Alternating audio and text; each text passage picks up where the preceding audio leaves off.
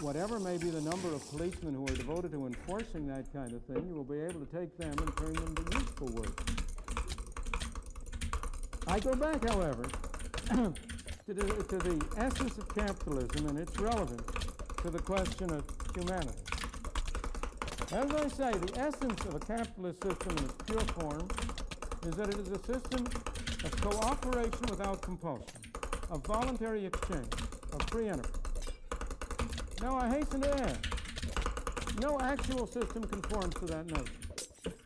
In the actual world, you're always dealing with approximations, with more or less. In the actual world, you always have impediments and interferences to voluntary exchange. But the essential character of a capitalist system is that it relies on voluntary exchange, on your agreeing with me that you will buy something from me if I will pay you a certain amount for it. The essential notion is that both parties to the exchange must benefit. This was the great vision of Adam Smith in his Wealth of Nations, that individuals, each separately pursuing their own self-interest, could promote the social interest, because you could get exchange between people on the basis of mutual benefit. Now, I want to emphasize to you here, for this purpose, that this notion extends far beyond economic matters narrowly conceived. That's really the main point I want to get across here.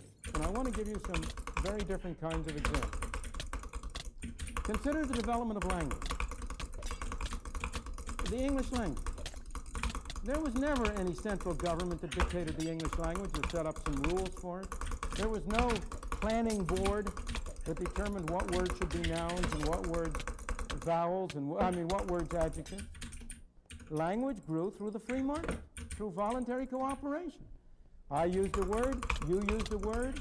If it was mutually advantageous to us to keep on using that word, we keep on using it. Language grows, it develops, it expands, it contracts through the free market. Consider the body of common law, not legislative law, which is a very different thing, but the body of common law.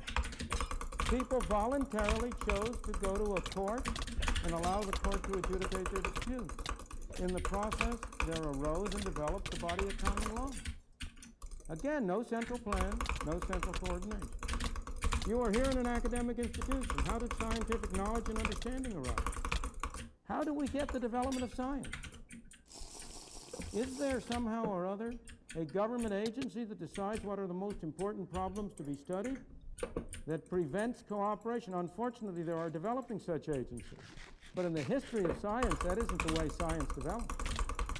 Science developed out of free market exchange. It developed on occasion with the patronage of an authority, but voluntary cooperation among the scientists. I read voluntarily the work that is done by economists in other lands. They read my work. They take the parts of it they like. They discard the parts they don't.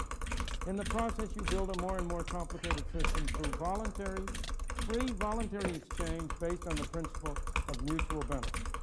Similarly to a free market in ideas. What the fuck? How is you have so many parts? Again, that is a free market of exactly the same kind as the economic market and no different, and the two are very closely interrelated.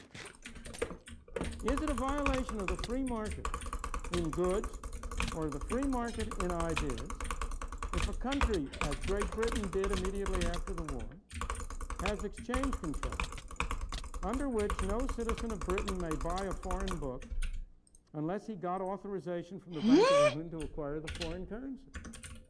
Is that an